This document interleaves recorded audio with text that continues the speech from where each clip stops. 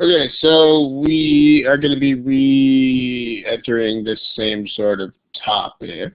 We're going to talk about passages that can be personalized. It's very broad, or it's a very broad array of passages. I mean, basically, whatever the passage relies on the priorities of some entity, which is a person or animal or a group of people or whatever. Like, if there's a protagonist, and you can think as the protagonist in the situation, then pretty much you're going to understand what the priorities are.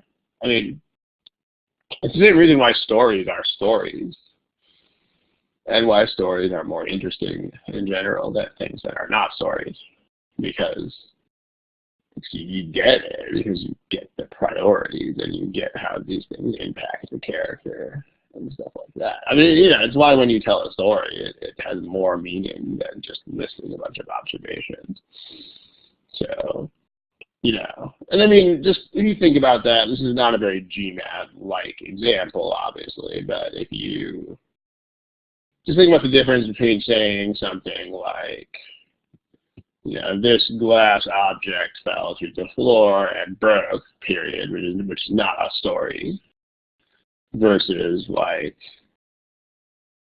Josh dropped his mother's sculpture on the floor and it broke.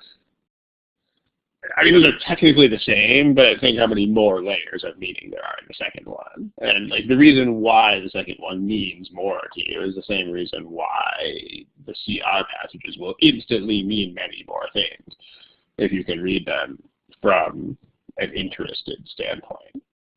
Like, in other words, almost the worst thing you can do here is to read these objectively, which is sort of ironic if you come from, a scientific method school of thought. But the worst thing you can do is not take sides and not get involved in these things. So you'll see. As far as some bookkeeping type stuff, when we say give me a smiley face, we're talking about the faces that are underneath your name here. This means, basically it means don't put stuff like this in the chat, because the chat will get crowded very quickly. We have between 30 and 40 people chatting. That's going to get crazy. So, but underneath your name, which fortunately for you is not Ron Perlwall, you will see this emotion icon thingamajig. So smiley face, that's what that is. And then for multiple choice questions, please use the choices that appear in the same sort of place. The choices are underneath your name. You'll see this letter A there. And then when you click that, you'll be able to pick A, B, C, D, E. Those things, when we put a question on the board with multiple choices, I will wait at least a little bit to try to give everyone time to answer it, because the point is that the GMAT makes you answer all the questions. So there's no such thing as not answering a question on the GMAT. So accordingly, we shouldn't not let you answer a question here. Shouldn't be a thing. Also, make sure you click once. If you click it twice, you will unanswer the question. So if you have an answer, click it just once. If you change your answer, click the new answer just once. And then nothing beyond that.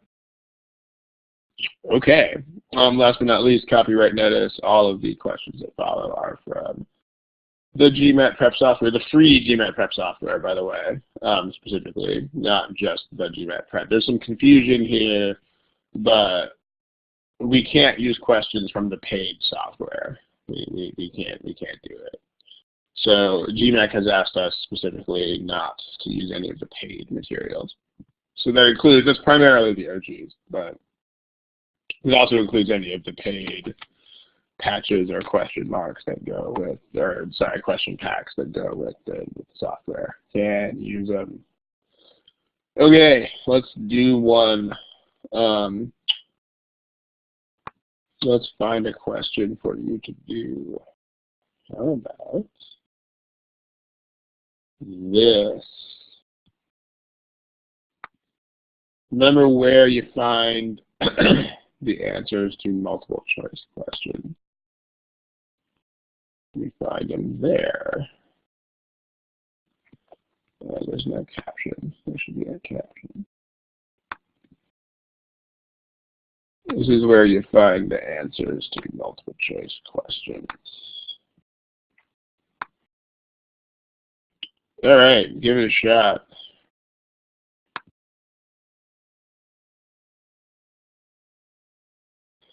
All right, we should try to pick a thing here pretty soon. It's about 30 people here, and fewer than half you guys picked an answer choice. So let's do it. Let's pick a thing. If you have to guess, then you should guess.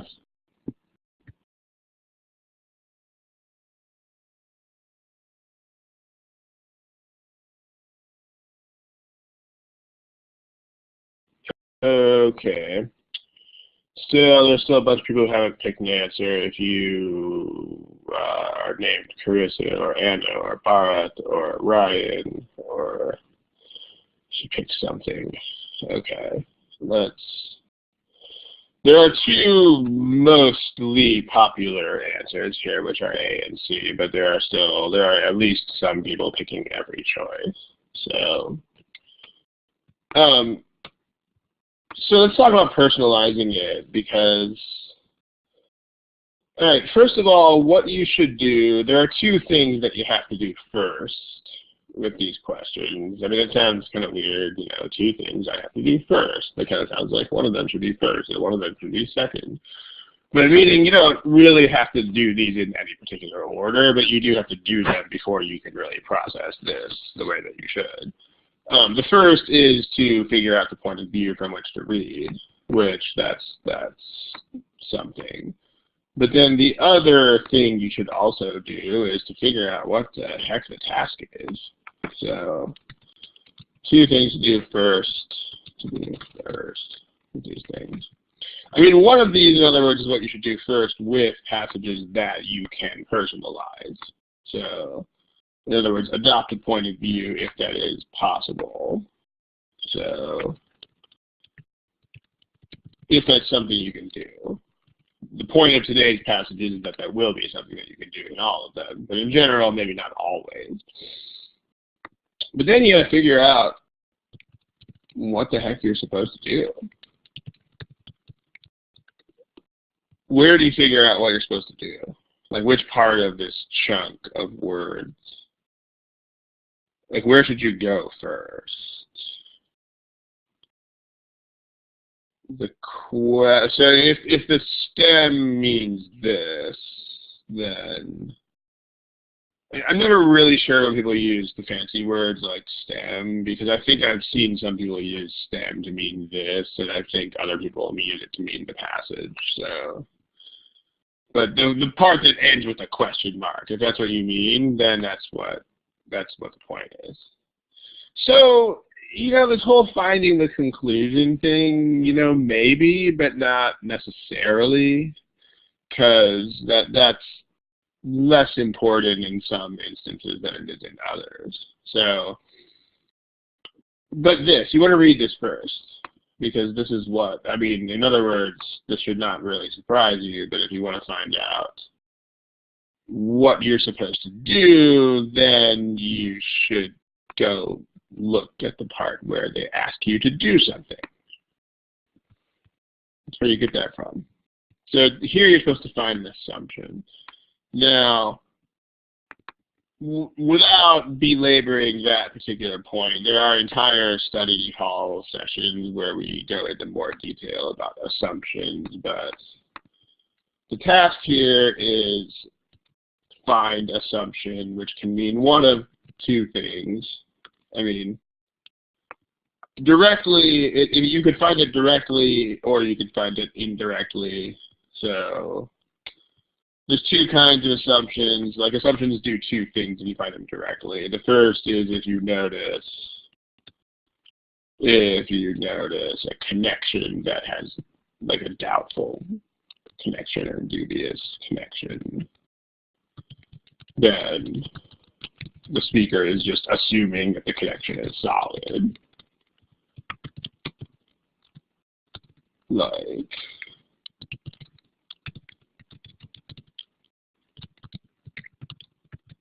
if I say you are wearing a suit, therefore you must be an honest person, okay, that would be a very dubious connection. Like I'm making an assumption that people who wear suits are not liars. That's probably a very bad assumption. Maybe a good point.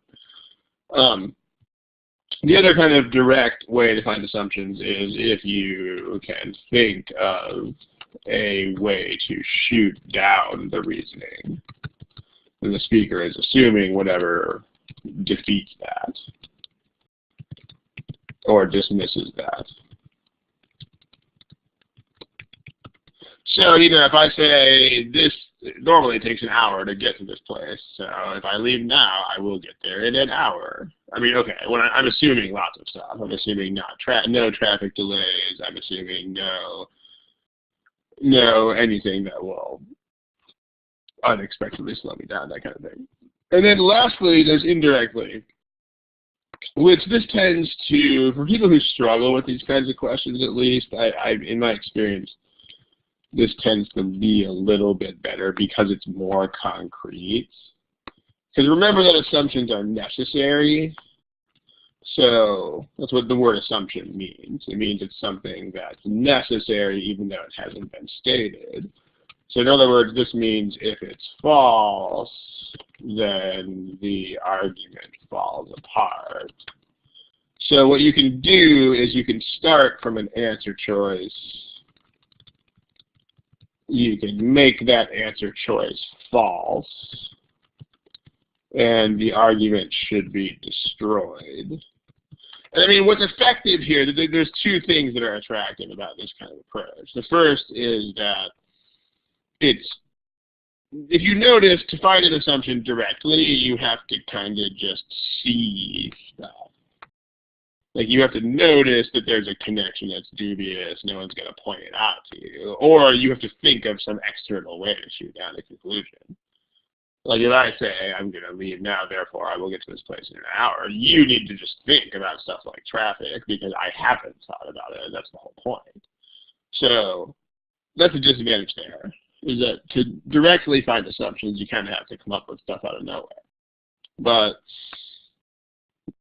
to find assumptions indirectly, you just start from the given choices, and also it's usually very, very unsubtle because the correct answer, when you reverse it, will destroy the argument completely, and the incorrect answers will either do nothing or they will, in fact, make the argument better. So, okay, but this is the task. So let's do it this way. Let's make them false. I mean, at least let's keep in mind that's the thing that we can do. So that's what we're supposed to do. Now let's talk about adopting a point of view. And notice you might need to read through the words more than once. You might need to browse them and figure out a point of view and then read them more thoroughly. That might be a thing that you have to do. So, in other words, one big mistake, big, fat, huge mistake that I see a lot is people thinking that they should just be able to read these words in a straight line and then be done. Not really how it works. I mean, if you think about reading anything critically in real life, it's vanishingly rare that you can do that. Like, let's say that you're looking at some sort of, like, let's say you're looking at a contract and you want to figure out whether you can take certain days off, then you're probably not just going to read through the vacation pay section in a straight line and be done with it. I mean, you're going to glance at some stuff, you're going to get some ideas, maybe I can do this, maybe I can't do this, then you're probably going to have to look back at certain parts again, and it's going to be like a dialogue between you and the contract. So, same sort of thing here. So my point is, don't expect to just be like, la, la, la, la, read it in a straight line and be done, because it's probably not going to work that way. Probably not. So, anyway, whose point of view are we even really talking about here?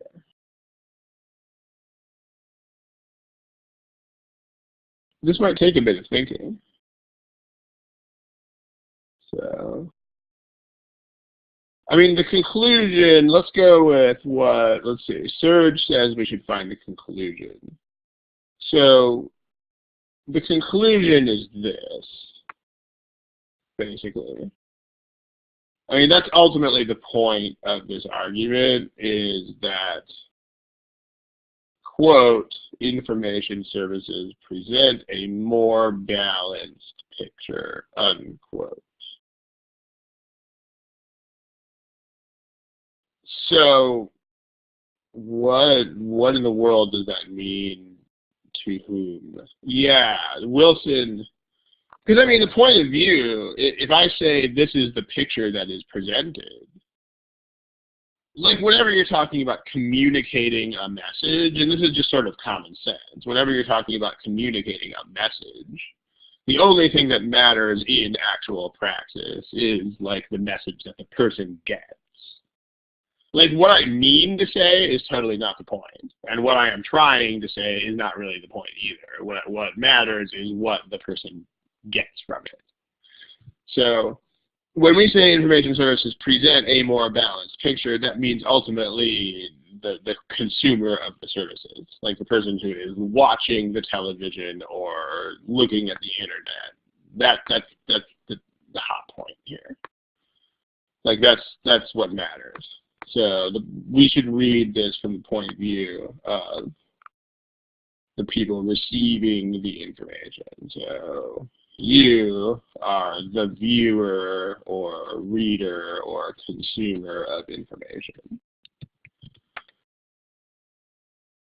So what they're saying is that they're saying ultimately that if you get information services, it means like the internet. So what they're saying is if you use the internet, you will get a more balanced picture. Like you will not get as unbalanced of a picture. Okay. So let's simplify the argument. This is just a fact. This just says you can get information on the internet now. Great. Okay. That's just background. You can sometimes, on the internet, you don't have to watch the local network news, because the local network news sometimes is biased. And instead, you can get stuff directly from news sources. That's what they're saying on the internet. On the internet, you can get the news directly rather than through intermediaries, middlemen, so to speak. So you will get a more balanced picture. I'll fix the typo. This is what the argument says. You will get a more starts with M, balanced picture. Okay. I mean, we'll talk about the negating the answer choices here in a sec. But can anybody think of an issue with this? I mean, let's think about someone who's actually browsing the internet and who is interested in things like politics. I mean, what this is saying is that you're gonna get a more balanced picture. I mean, do you have any friends who are like super politically active who are also on the internet a lot? Because if you do, you can probably see what the problem is here. We'll present. Okay, so there's the first thing, right? You need to assume that the internet is. So, like, in other words, let's look at this. Let's look at possible issues with this. So when you look at assumptions, you need to try to figure out what would shoot down this argument. So one way to shoot down the reasoning would be what I want to say that's pronounced Beishi. Maybe I'm wrong. If I'm wrong, correct me. Well, okay, cool. That's how it's pronounced. At least as close as I can get without tones. if I tried to do that, that would just not end well. Um, if I tried to shoot down this reasoning, one way I could shoot down this reasoning is like, what if the internet sources are unbalanced? Okay, that's basically what she is saying. Okay.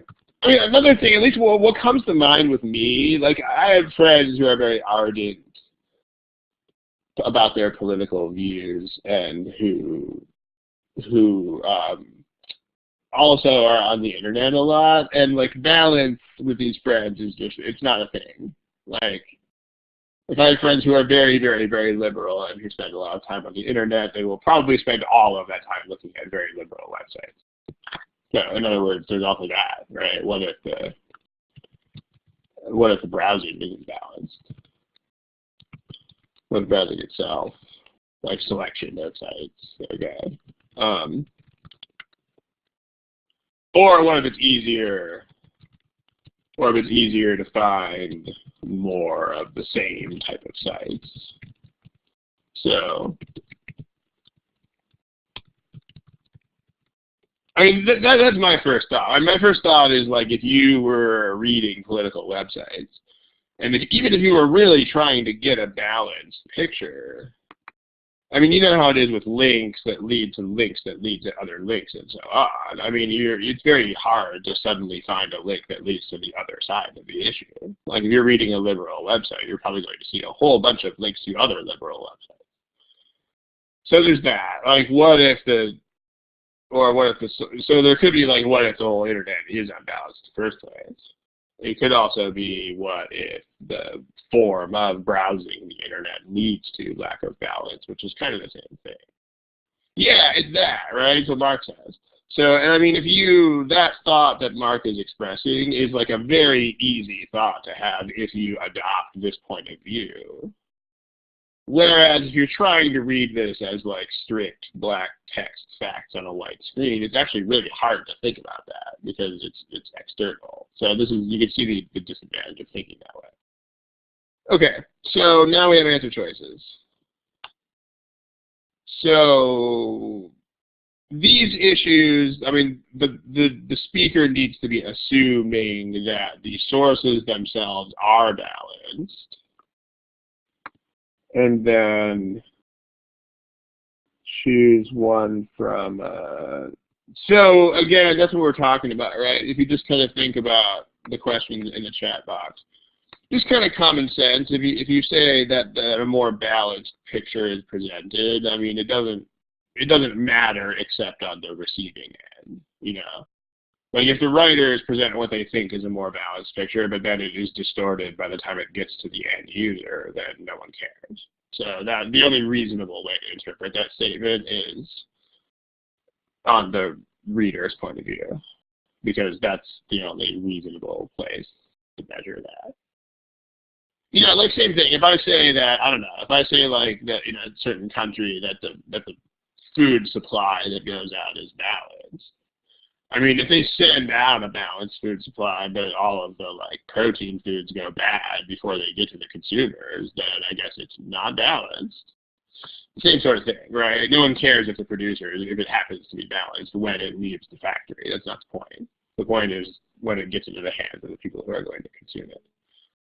So what if the browsing itself is not balanced? So, well, what if the internet sources are unbalanced? So we have to assume that they are. We have to assume that. Because notice that the argument didn't say this. The argument just said directly rather than through middlemen. So this has nothing to do with balance. And so we just have to assume this. That direct means balance. So that's a very, very dubious connection. Like, what? So that's, yeah, right? And then same sort of thing, we also have to assume that. We also have to assume that the browsing, in other words, we have to assume the presentation is balanced and that the browsing is balanced. We actually assume both these things. So we're assuming that both the presentation and the browsing are balanced. Okay. There. Neato. Okay. Well, if we look for that, accessible enough people as large as percentage of the public. So notice this is not what we're talking about here. Like this, the speaker is not trying to claim that these things are as universally accessible. No, nobody says that here. I mean, they just say that it is more balanced. An analogy, because this was a very popular answer choice, so maybe we need an analogy. Like, this is kind of like saying that, I don't know, some food, like, all right, the lunches at some restaurant or grocery store are more balanced than fast food. It's kind of like, I don't know. Choice A is like saying that as many people can afford those lunches as fast food.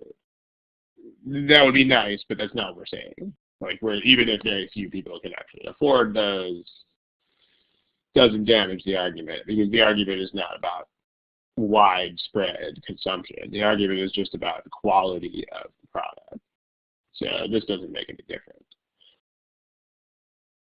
This, there were one or two people who picked it, but we don't want to talk about traditional news sources. We want to talk about the internet.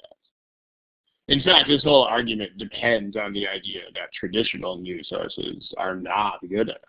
So anything suggesting that they are goes the wrong way.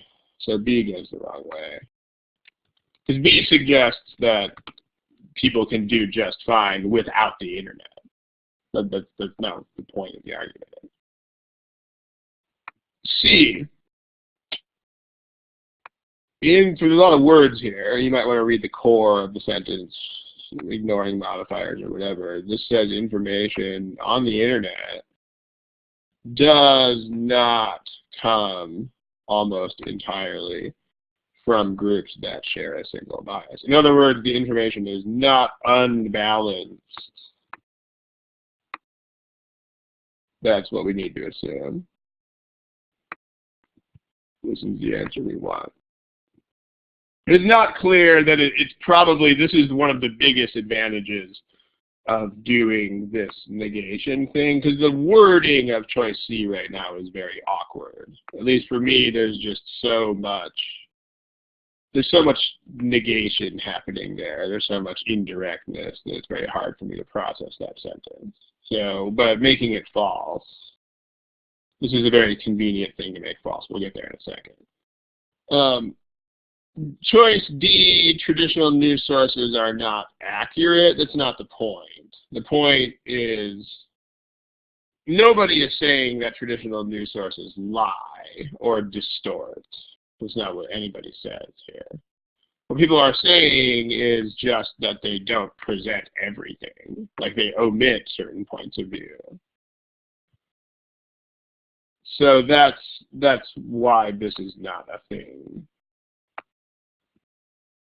It's just not what the argument says. Because remember, assumptions have to be necessary. Like if you randomly added choice D in there, then it might seem to strengthen the argument, but that's not what assumption means. Like assumption means necessary in the current argument. Like the current argument depends on it. So, are you talking about choice C, Canal Garage? If you have issues with that, then one way to attack that is to take another approach, which we'll do in a sec. Because if the sentence itself is a negative, then making that sentence false is usually very easy and convenient. So we'll get that.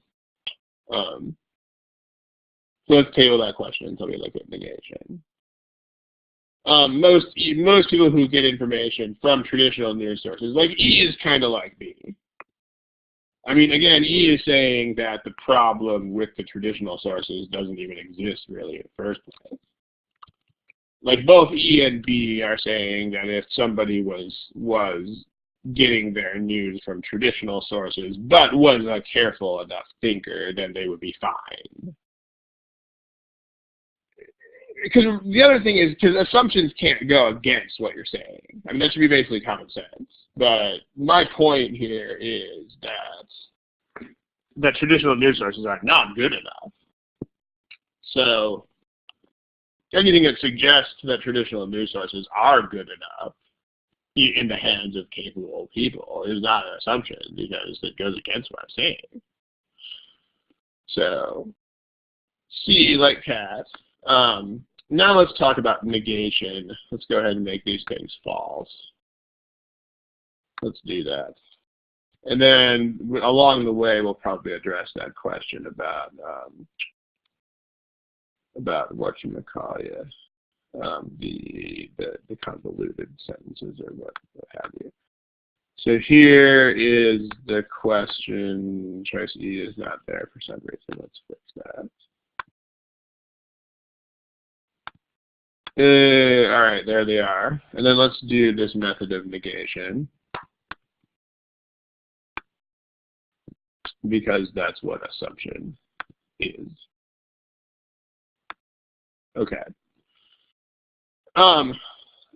So if you negate A, then basically it's still irrelevant. Like A says, right now A says that the news gets out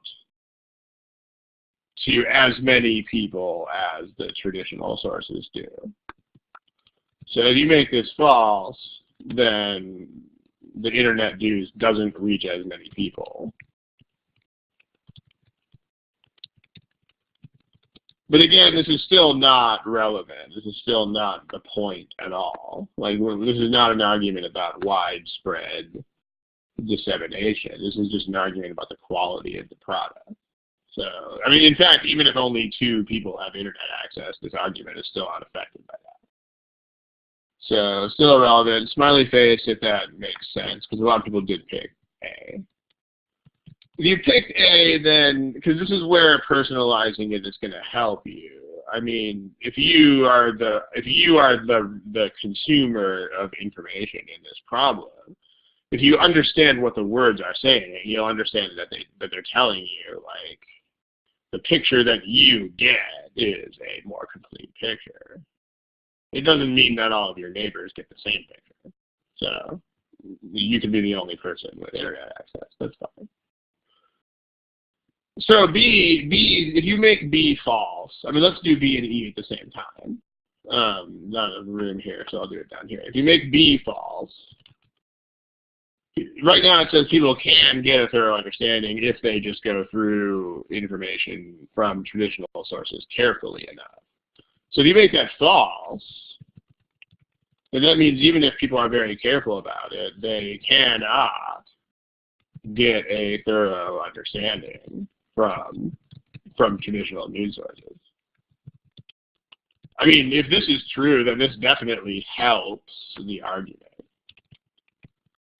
because this is a very, very strong point now in favor of, wow, these people need to go on the internet. So that's the worst possible outcome. Remember, when you make these false, you're supposed to destroy the argument. You're not supposed to give additional ammunition to it. So that's bad. Same thing with choice E. If we make E false,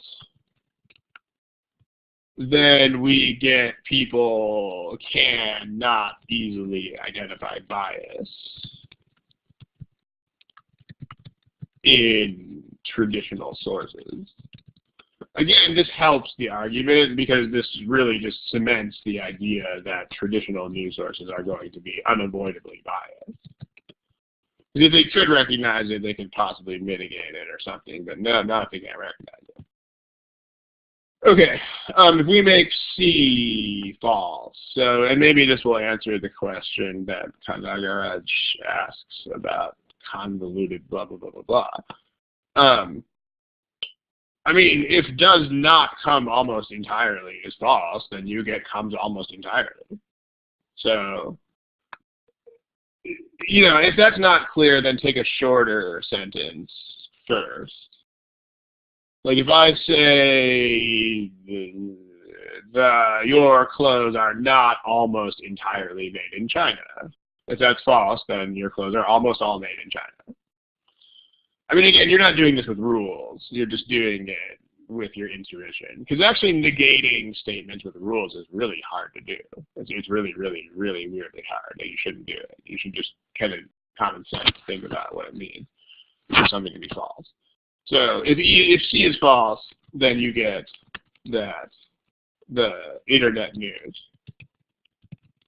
comes almost entirely from one side of the issue, which is what shares a single bias means. Well, this is pretty clearly going to destroy the argument. Because if that's true, then this is definitely not a balanced picture. I mean, notice this is not subtle either. Like, this is one thing that's very cool about assumption problems, is that you will not just weaken an aspect of the argument. Like, when you make the assumption false, the entire argument will be totally destroyed. Like, it will just not work at all anymore. So this is definitely one. Last thing is D. D says that traditional news sources are accurate. Traditional news sources do report accurately. See, here's the point, though, right? Again, that has nothing to do with the problem. The problem is not accuracy. The problem is selectiveness. So this seems like it's a point in favor of the traditional sources, but this does nothing whatsoever to address the actual issue, which is that the reporting is selective, not inaccurate. So, I mean, in other words, that's not what they're saying. They're saying the news only gives you one side. So even if that one side is extremely accurate, that's not going to help anybody. So hopefully, hopefully the deal with the convoluted sentences is addressed here. I mean, if there are too many words in the sentence, then pick out the functional part of the sentence and try to make a simpler example of it. Like if does not come almost entirely is too hard to interpret, then just pull those words out of there and put them into a simpler sentence, and you will probably find that they are easier to deal with. Okay. Other than that, I think that's good for this one. If you have questions, feel free. If not, let's grab another problem. Let's see. Let me find one. How about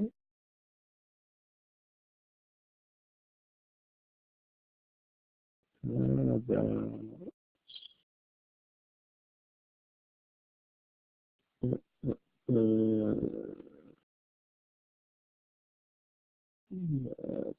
see. How about this one right here?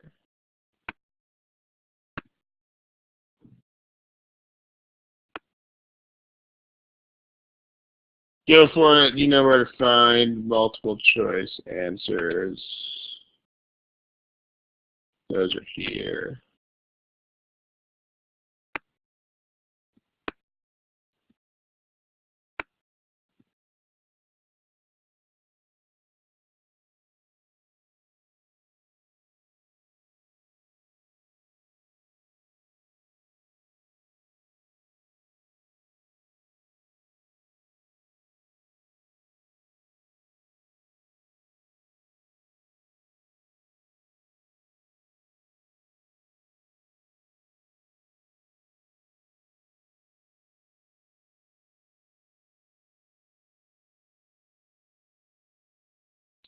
Okay, let's try to finish this one up real quick.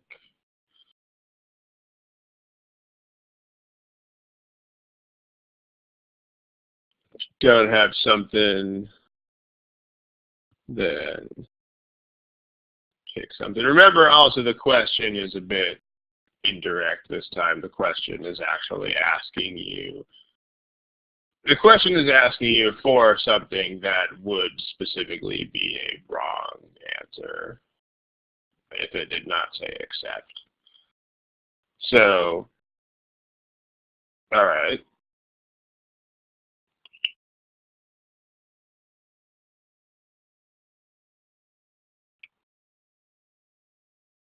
So whose point of view, let's think about this for just a sec. Whose point of view is driving this one the most?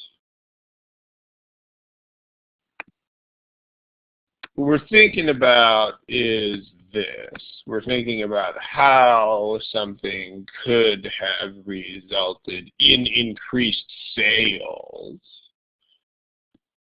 So, I mean, in other words, there's a lot of words in that sentence, because if you're saying agents, then try to think, I mean, if you're saying agents, then do that for a second. Then put yourself in the shoes of an agent and think about it. I mean, if you are the agent, are you thinking about what is changing your own behavior, or what are you thinking about?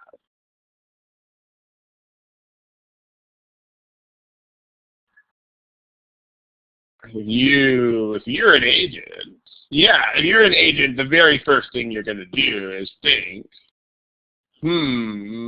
does this mean that the person will buy insurance from me?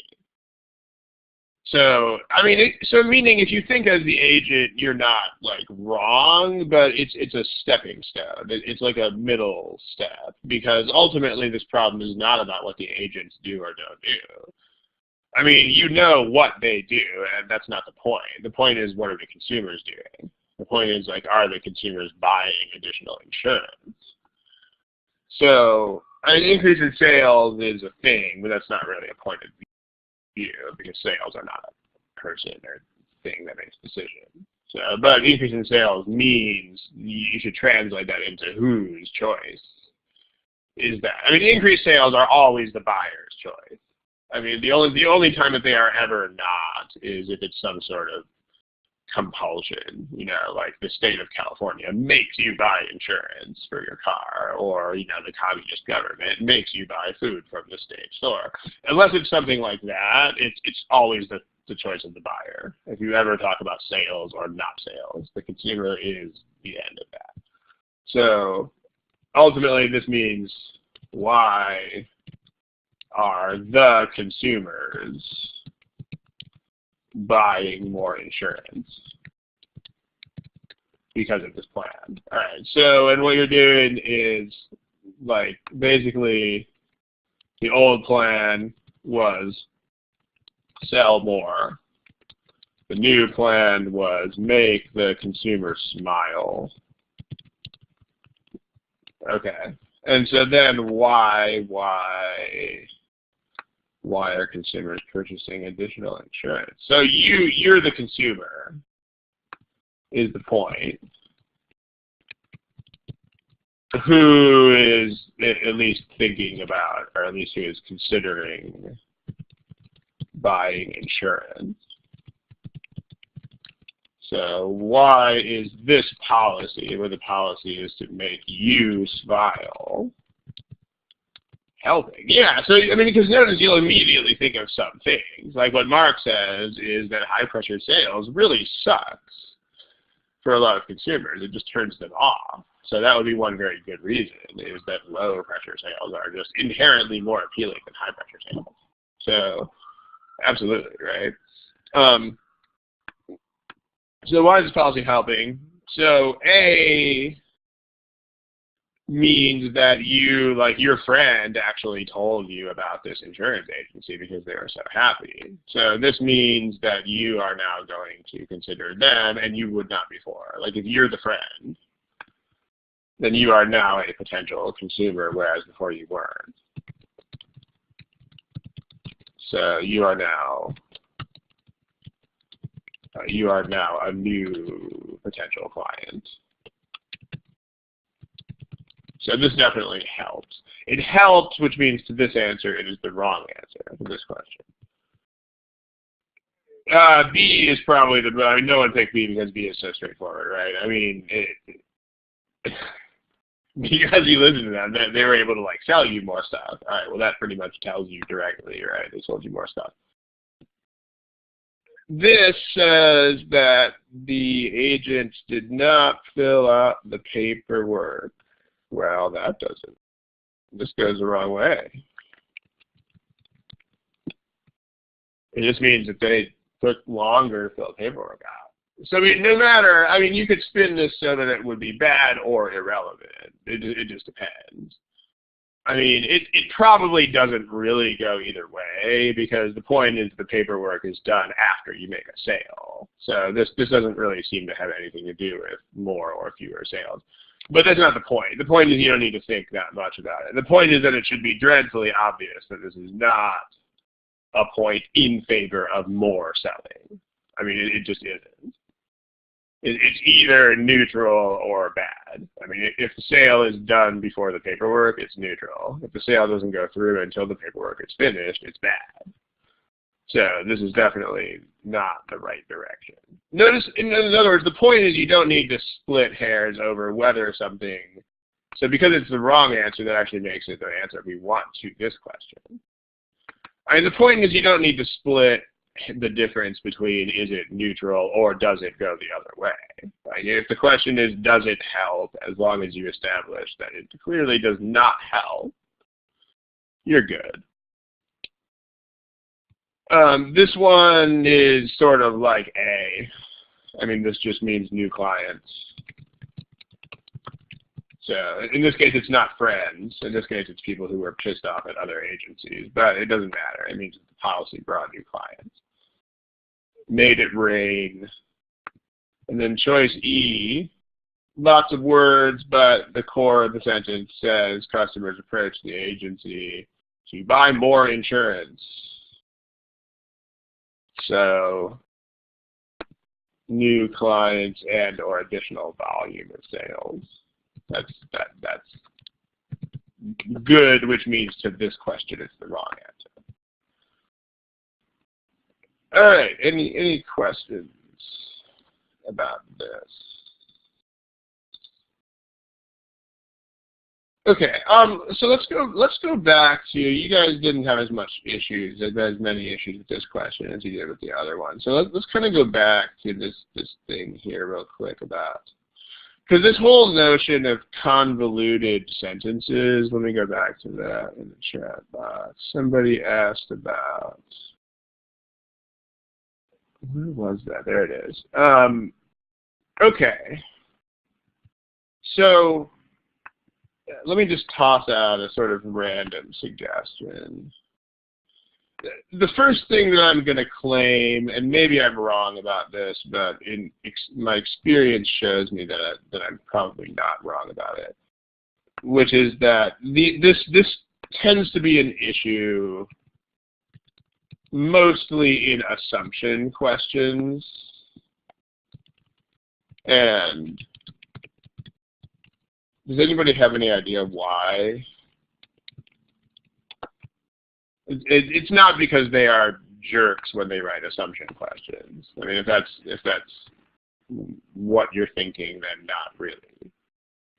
Because remember, with words, these guys tend to be very, I mean, they do tend to write things as straightforwardly as possible. I mean, that tends to sound surprising to a lot of people because a lot of the words are dense and hard to read, but that's not their fault. There's not really a way to make them easier to read.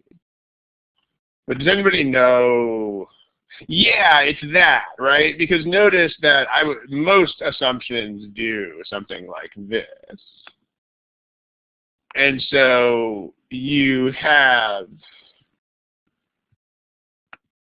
like, by definition, most assumptions are dismissing other ideas.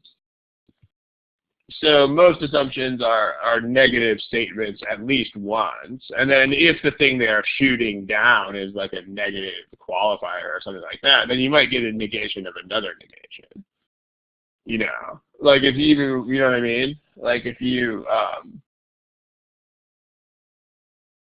sort of like that one about in this last problem, like this does not come almost entirely from. I mean, that's chunky, but you can't really simplify that. So, I mean, so here's my suggestion. My suggestion is to just try to, and there's going to be a couple of benefits from this. Like, think through your own everyday life, which is probably the ultimate in personalizing arguments for instances that could be made into these problems, then make those instances into problems. Like with, I mean, at least with a stimulus and a correct answer. I mean, you don't necessarily have to make incorrect answers because that's a different skill set. But, and then just try to internalize how the problems work. And I mean, notice I'm specifically not using the word study, because for the most part, this is not conscious studying. For the most part, you're going to understand perfectly well how this works when you pull examples from your own everyday life. Okay, like for example, here is something. So sometimes, occasionally, Ron goes into fashion outlets during the discount sales and purchases large volumes of women's garments in very large sizes. Therefore, either Ron is purchasing these garments for his friends, for friends who wear large sizes, or else he must be accumulating costumes for theatrical productions. Okay, and the question is, what is the assumption? All right, so notice, all right, here's the deal, right? This is, I actually sometimes do go into fashion outlets and buy large amounts of women's clothing in big sizes. Now, we're going to talk about why that is in a second, but there's a couple of insights. So one of the benefits that you can get is to realize how the arguments are built. Like, this turns out to be not true, which is why this is a critical reasoning question in the first place. But if you think about, where does this come from? Well, so it's not true. You'll see, I mean, we'll explain it in a second. But this is what the cashier probably thinks as they ring up the purchase.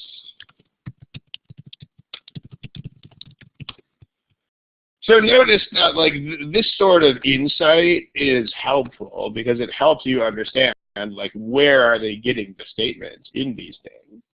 So, like, because in an assumption question, you're pretty much thinking about why the conclusion might be wrong, and so you can personalize this as well. Somebody might reasonably think that, but no. Okay, and then the way I would write a correct answer to this question. So yeah, or you could also that, right? If I were wearing these things or reselling them, that's also that would also be. I mean, that actually turns out not to be the right answer because of what Ron literally does, but that would also be a correct answer if it were there. But here is what actually is the correct answer.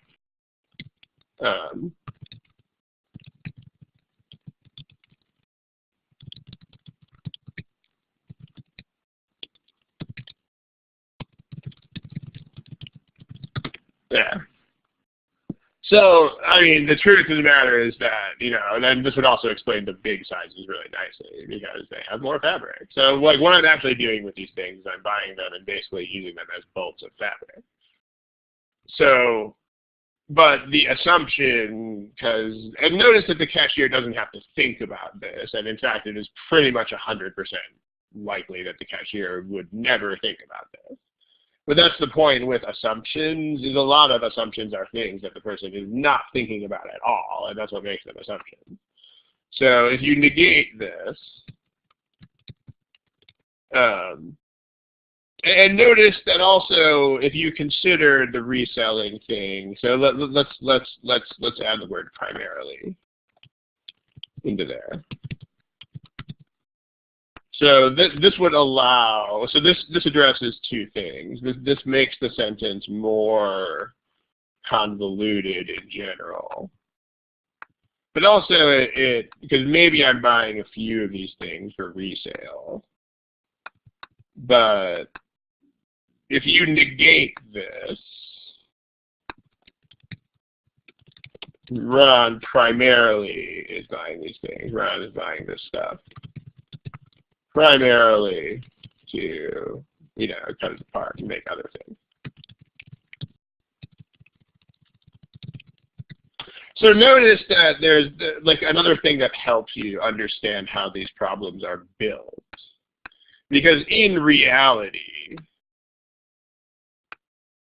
this is how you make the problem. I mean, the answer choice is actually the negation of the reality. But then how the problem is solved, obviously you're going in the other direction because you have to negate this. And so, and now you understand why the answer choices are so weird looking, because they're not really things.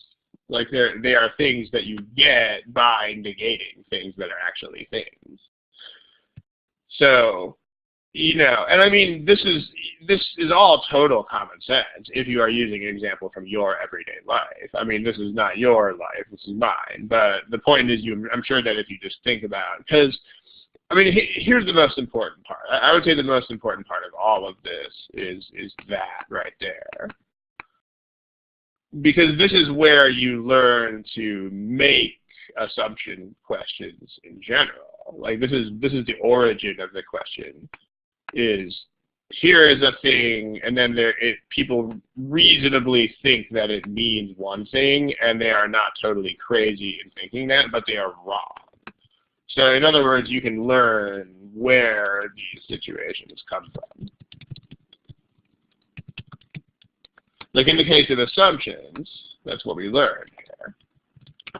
We learned that we have some situation. There's a situation. Someone interprets it in a way that is reasonable, but wrong. And I mean, because I'm sure that you have a ton of situations like this every single day, perhaps even every hour of every day in your life.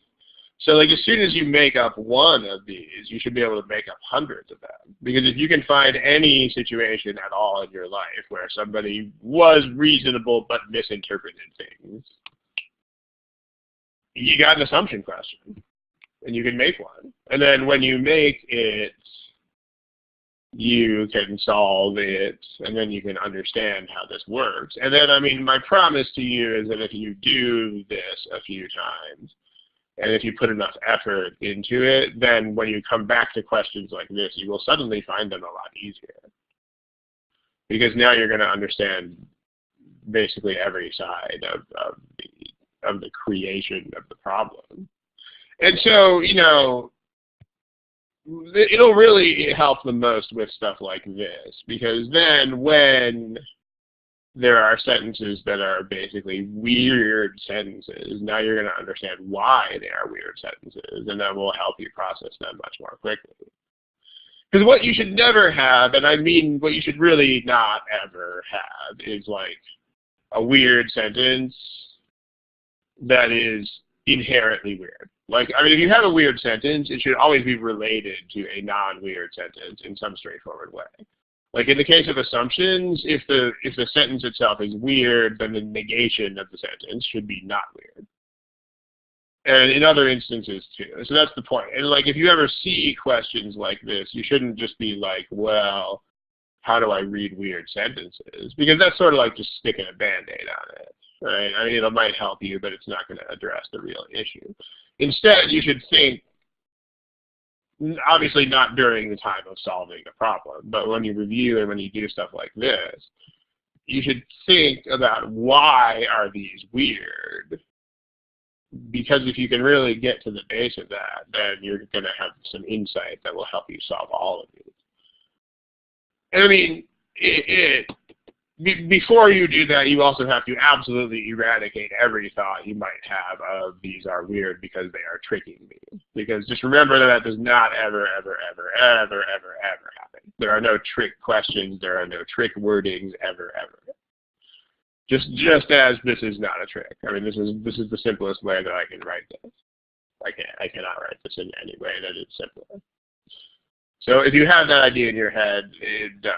It's the wrong idea. Get it out of your head, and then you'll have better time with these things. So smiley face in general, if this makes sense. I mean, if I have the job of writing an assumption problem, this is also the whole process behind it. You know, because I have to think of something that would make an assumption problem. So it's like, well, what is a situation that people could misinterpret? There it is. That's how you make these things. So, not genius, but, yeah, it is what it is. All right, let's take a look at another problem. How about, let's see.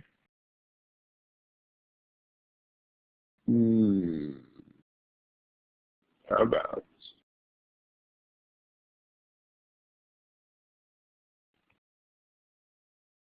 this?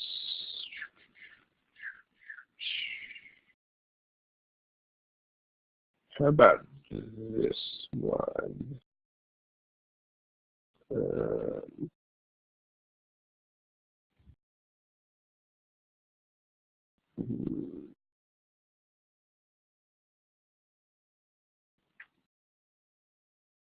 You should see a problem right there on the board. How about this one?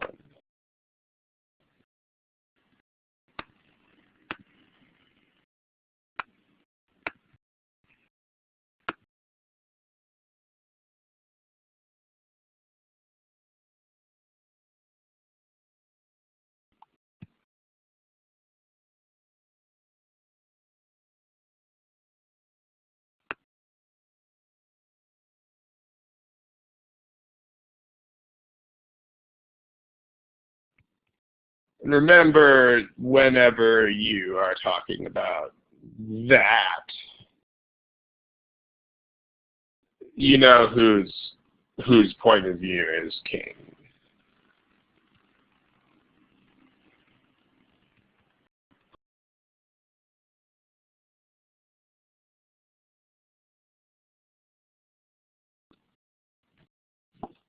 Okay.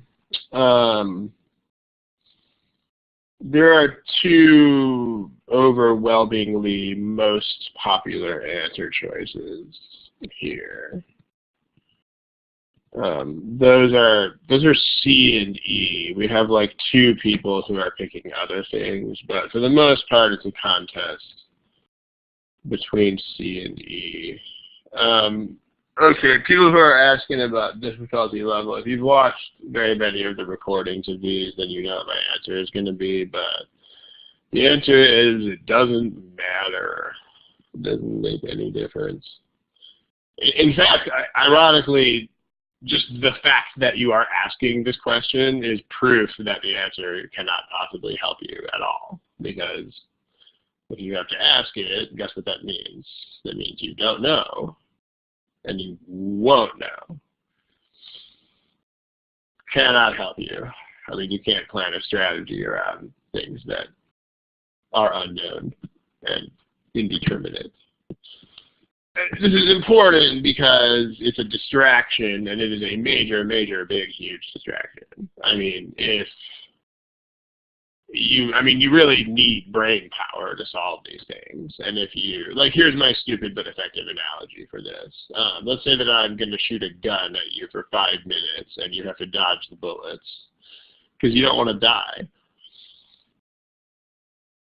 If you are spending any % of your brain power thinking about how difficult was that last bullet to dodge, or about what % of the bullets have landed in this part of the room, you know what? You're probably going to die.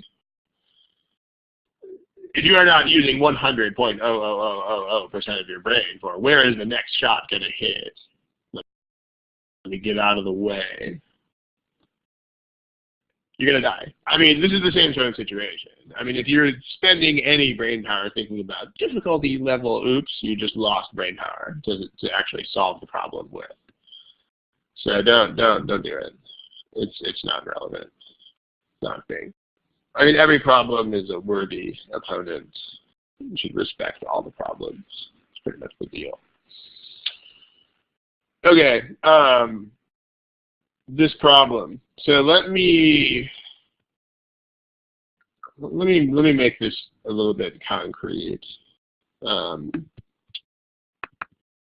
going to choose examples sort of carefully here, but does anybody know this company that I'm going to write here?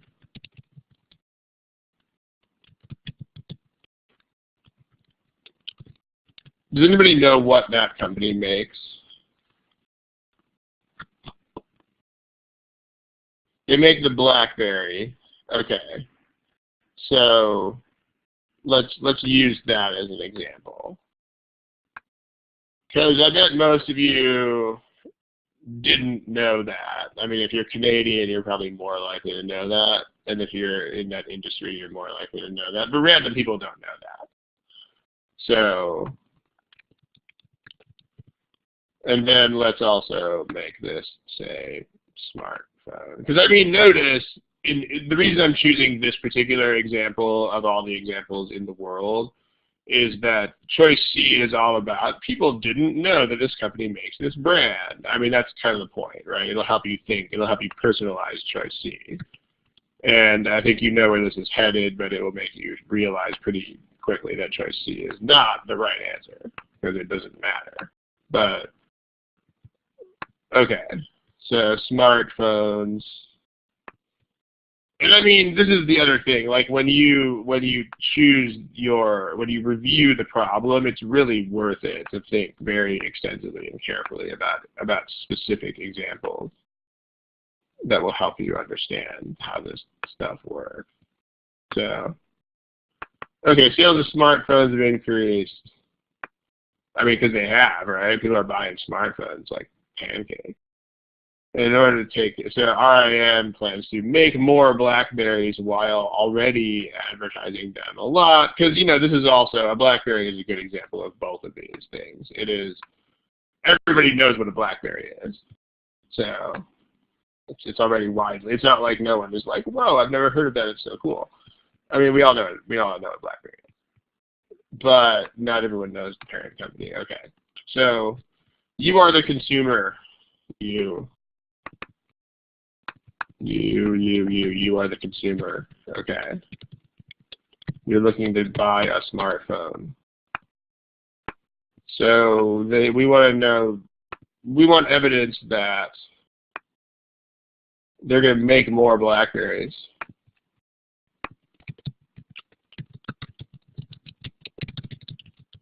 And we want evidence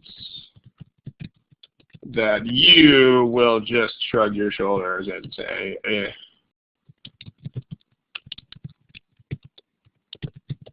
And then buy another phone.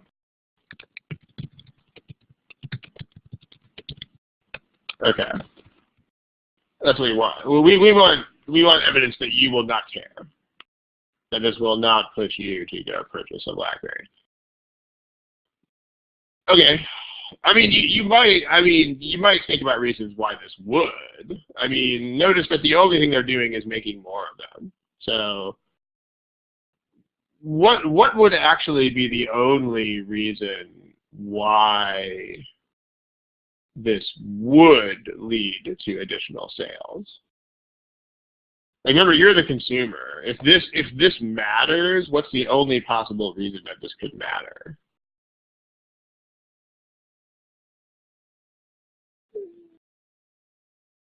Well, it doesn't say lower prices unless they say that, though. I mean, you can't.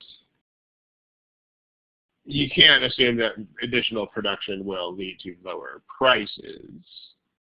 Yeah, it's only if the inventory is all out. I mean, additional production leads to lower production costs, but that is not guaranteed to trickle down. I mean, guys, if they make more iPhone 6s, that is definitely not going to lower the price of the iPhone 6. I mean, think about it for a second. That's how commerce works. The only reason this would directly matter to you is if there are not enough of these to go around. Like, that is the only way this could possibly help. So, that.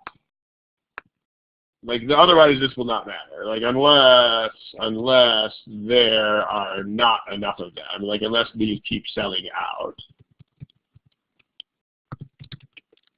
this is irrelevant.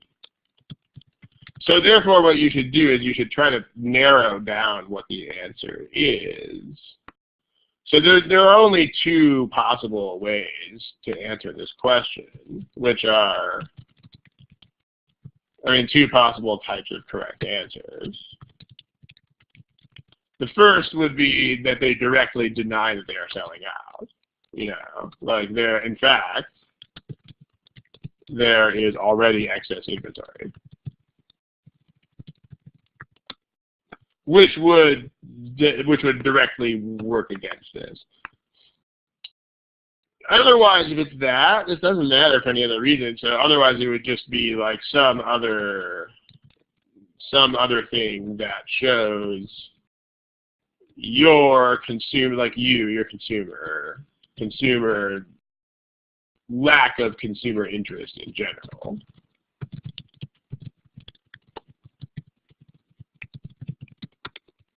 These are the only two things that could have any bearing on this issue. Because notice that all we are doing is increasing production. Not lowering the price, not changing the quality, not changing the product, in fact, in any way at all. And also advertising is already extensive, so we can't really budge that either. So this is it. And you should also do this with critical reasoning in general. You should try to predict as much as you can what the answer is going to do. As long as you are still open-minded about other possibilities. Like, what I mean by that is, if we go back to my example about buying fabric, where was that? Here. So one person in the chat box mentioned the possibility of like wearing these things or reselling them. That's a good prediction, although it turns out not to actually be what is the truth. So the point is, if you would have all of your mental energy invested in that one possibility, then there might be a danger in making predictions. But if you could predict that, but still be open to possibilities like this, then predicting is either good or neutral, and you should do it. That's really a personal quality. Like, if once you've made a prediction, you are just not open to other possibilities, if that's a personal trait that you have, then you should realize that making predictions will be dangerous. On the other hand, if you tend to still be flexible after having made a prediction, then not dangerous. That's not really binary. Most people are somewhere in the middle of that, but you should know where you stand, because that's going to be an important personal angle of it. So, okay, blackberries. A says their share of all smartphone sales has gone down. That's fine. That doesn't tell us anything. That maybe just means that the other smartphone manufacturers are doing even better, but this doesn't help shed any light on the issue. What is this?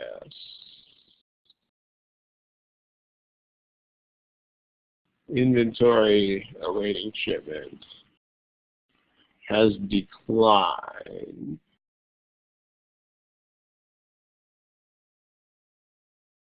What does that mean? Awaiting shipment to retailers. This means they're doing what faster than they're doing what? Yeah, this means that they're shipping them faster than they're making them. So this is a wrong way answer. I mean, this actually points. It's not as dramatic as they keep selling out, but that's where it is headed, right? Like this would mean they're shipping out. They're shipping them out faster than they're making them. So this would actually go to show that it would be a very good idea to make more of these things. Okay, now C is the reason why I chose the particular example of RIM, which is a company that very few people have heard of, and the BlackBerry, which is a brand that everybody has heard of. She is saying that everybody knows what a BlackBerry is, but relatively few people know that it is made by a company called RIM. And you know what? Absolutely nobody cares. There's no reason to think you would care about this. So not relevant, because the name of the parent company. Why would we even care about that? I mean, notice, see, if you're like layering random assumptions on top of this, then you can get in trouble. Like if you, like if I chose, like, I mean, I don't think Apple really has subsidiaries, but like if Apple owned some company that made a product, and if people didn't know that was made by Apple, then that might matter, because like a lot of people are like, oh, if Apple makes anything, it is the best thing ever made. But see, the thing is, that's why I chose RIM as an example, because this is a company with which nobody has a knee-jerk reflex of like, yay, or oh no. I mean, it's just kind of random and no one really has an opinion about it. So, and the problem doesn't tell you that Mammoth is any sort of name that has a good or bad knee-jerk reaction from the public. I mean, if you were told that people have the utmost trust in this company called Mammoth, in the same way that lots and lots of people have the utmost trust in Apple, then this would be the right answer to the question. Because then this would mean, oh, hey, if you tell them that Apple makes this product, they will totally buy it. But not Mammoth. Mammoth, what's that? What's RIM? No one cares. Or at least there's no reason to assume that people would have any particular reaction of trust or not trust. So a smiley face, if this makes sense. And if you, especially if you picked C, and if this is really obvious to you now that I've chosen RIM and BlackBerry, then that's what you have to do when you study these problems. You have to just sit there with them and try to think of a real life analogy for it. And if not, walk away from it for a day or two and then walk back. Also, try to put blanks, right? Like, don't just try to think of the analogy straight unless you can come up with it quickly. Like, put a blank where it used to say Mammoth. Then come back to it in a week and try to fill in the blank with something. You know, then that might make it easier. So, okay. Choice D is, well, that's nice, but there's no reason to care. I mean, looking at percentages of, like, A and D are bad for the same reason. I mean, we don't really care about market share. We just care about whether we can sell more phones than we currently sell. So that has nothing to do with what is the current market share. Doesn't make any difference. Okay, and then lastly we have E. I mean, E says that even though they've gotten cheaper, people are buying fewer of them. I mean, that's definitely a general indicator of lack of interest. So that's what we want. It's the only choice that even goes in that direction. I mean, notice that, I mean, you could probably argue that this choice is not absolutely 100% perfect in the sense that it doesn't guarantee things. But that's not the point of these problems. The point of these problems is that they will have 4 answers that are completely wrong and then 1 answer that is right. Like if you think about this question, if you're the consumer, you have irrelevant, wrong way, irrelevant, correct answer. It's always white, white, white, white, black. There should not be any gray. I mean, worst case scenario is going to be white, white, white, white, and like very dark gray. And then you pick the choice that is very dark gray. That's how it works. So, you know, and this is definitely an instance where it is white and white and white and white, and so it doesn't matter. If you think this is black, if you think it's very dark gray, you still pick it. And that's how these problems work. So the other object lesson there is that if you if you think it's confused between two choices, like if you were down to C and E here, it's much more of an issue of cleanly eliminating C. Because the wrong answers are going to be completely 100% wrong. Like they're not going to be like a little bit less correct. You know, you could probably argue that E is dark gray instead of black, but there's no arguing that C is anything but white. And that's my point. So, all right, Nito, well, it's overtime. Okay, I gotta run here, guys. But some valuable lessons there. Notice, if I had to really summarize the generalities that I made today, I could summarize them by saying that you need to be really an active participant here. You know, like I'm talking about making problems from your real life, and I'm talking about making analogies. I mean, the CR is not the kind of thing that you can just study examples made by other people and get very far by doing that. That's not really a thing. It can be dangerous if your prediction assumption closes your mind off to the actual right answer, right? Like in the problem about buying the used clothes or buying the discount clothes. Like if you are looking only for the idea of resale or wearing them, then if that's going to make you see the fabric thing and be like, oh, irrelevant, not what I predicted, then that's bad. So in other words, if you think, because like the point is that there's a lot of different ways to do this. So if you come up with X, which could be right, but then I give you Y, which also could be right. The deal is that if X makes you less likely to realize that Y is right, then X is a bad thing to do. But if you can predict X and still realize that Y also helps, then fine, is the deal. Okay. Let's quit. I seriously have to jump here, guys, but thank you. And next one of these is in 2 weeks. After that, there's a little bit of a hiccup in the schedule. I think there's a 3-week break before the following one. It's on, the next one's in 2 weeks, and the one after that is on, I want to say, September like 10th or something, because I'm doing some traveling on the Thursday. That is 2 weeks, but it'll be posted. The next one's in 2 weeks, and then we will go from there. The right answer here is E, like elephant. Okay, because E, like elephant, is some other thing that shows lack of interest in general. All right.